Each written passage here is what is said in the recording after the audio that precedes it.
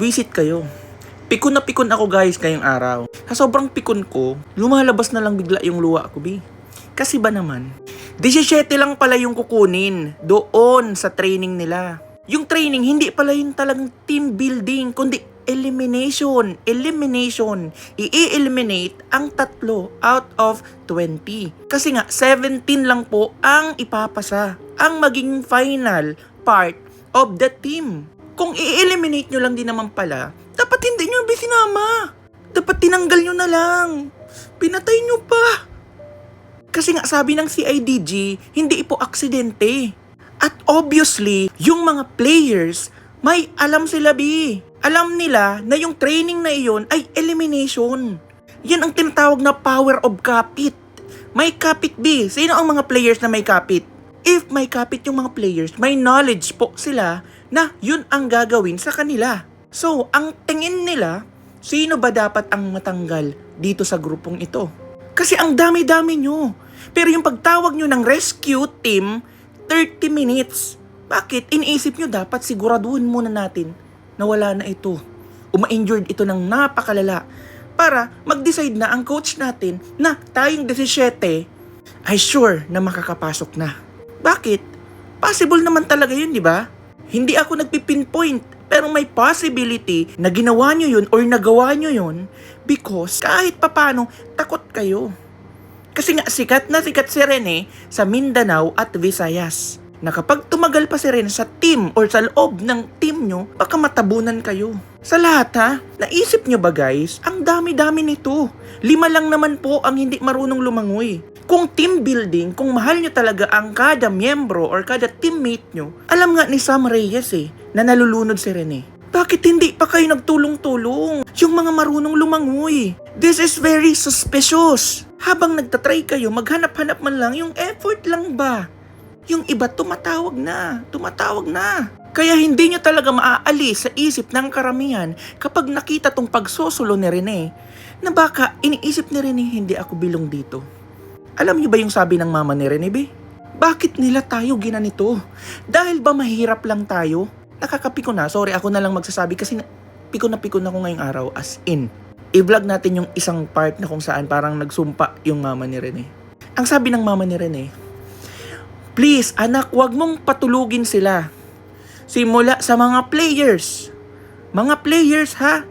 Hanggang coaching staff, lahat. Pag hindi sila magsabi ng totoo. Be, ang dami-dami nyo dito. Ang lalakas nyo. 13, be. 13 ang pwedeng tumulong, maghanap agad-agad or tumawag man lang para hindi umabot ng 30 minutes. Kasi ang rason ng nagpatigil ng CPR, late na daw po kayong tumawag sa kanila. 30 minutes na po ang nakalipas. Ngayon, kung 17 lang pala ang kukunin nyo, dapat yung training ginawa nyo ng patas, be. For formality, kung gusto nyo din naman palang tanggalin sila rin gumawa na lang kayo ng fair na training. Coach Tab was well aware about the situation there.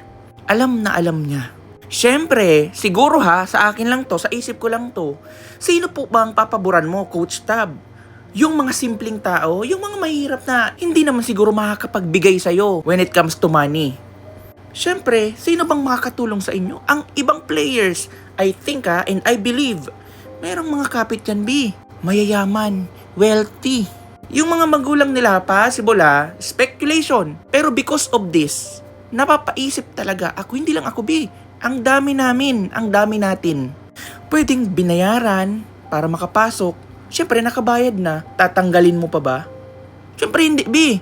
So, for formality, gumawa sila ng training para may ma-eliminate. Pero yung pag-eliminate nyo, B, in-eliminate nyo siya, hindi lang B sa team, sa Pilipinas, sa mundo. Panginoon ba kayo? Tapos aksidente? Survival of the fittest po ang nangyari.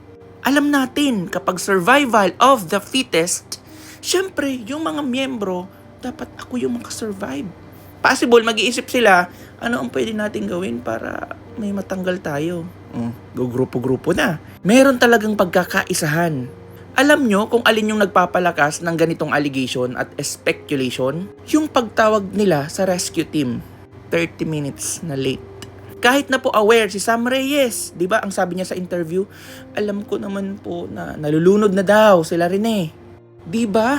I feel guilt lang po kasi Rene was beside me and I felt I could have done more para di siya malunod. It's eating me alive. Since nakasurvive ka, kasi ang sabi ni Kiefer, nakapagpalutang-lutang siya. Wow! Makakapagpalutang ka pa pala. Hindi ka naman marunong lumangoy, B. Kung makakapagpalutang ka din pala, kaya mag-floating-floating, di marunong kang lumangoy. Hindi po si Sama, si Kiefer. Kaya tigil-tigilan nyo kami, guys. Tigil-tigilan nyo kami sa nagpalutang-lutang kayo, pero hindi kayo marunong lumangoy. Si Rene hindi nakapagpalutang. Unang-una, possible, may alam na kayo na yung training para mag-eliminate ng 3. Siyempre, alam mo na nga may alam na nga kayo Siyempre, gagalingan mo. Kahit anong paraan, gagalingan mo. Ang didepensa nila, hindi naman po kasi namin alam na may nalulun. Kakapi ko, no?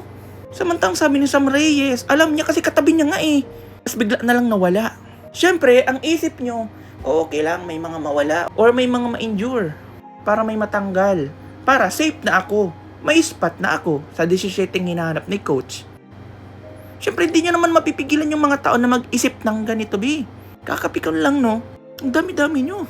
Siyempre, kung magtotropa kayo, mayayaman kayo, malalakas kayo, may mga kapit kayo, kayo yung priority, B.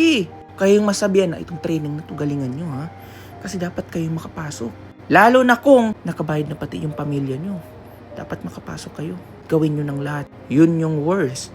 What if may conspiracy dito? At possible po yun. Pwedeng between coaches and players or players. Para kayo kasi kayo magkakilala na Kasi ganun din talaga Hindi naman umaamin yung coaching staff.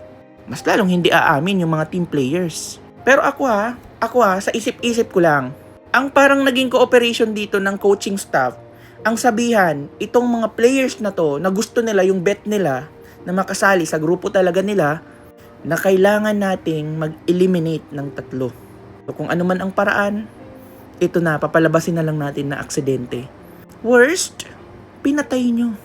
Pinatay nyo in a sense na siguro indirectly, pero ang sabi ng CIDG, hindi po siya aksidente. So pwedeng sabihin na pinatay nyo, sinadya nyo, alam nyo, nakagigil kayo. Kaya tama lang yung sinabi ng mama ni Rene. Huwag kayong patulugin, B. Huwag kayong patulugin. Mga players, kasi alam mo alam mo may knowledge ka dito. May knowledge kasi hindi naman pwedeng wala kang knowledge dito, B. Sa grupo, laging may paborito. Sa grupuhan, laging may traidoran. Yung mga hindi kilala, hindi kinakaibigan. Lalo na kung sa tingin mo, hindi mo kalibel at hindi kasing angat ng iyong yaman. Speculation lang, pero pwedeng possible yan.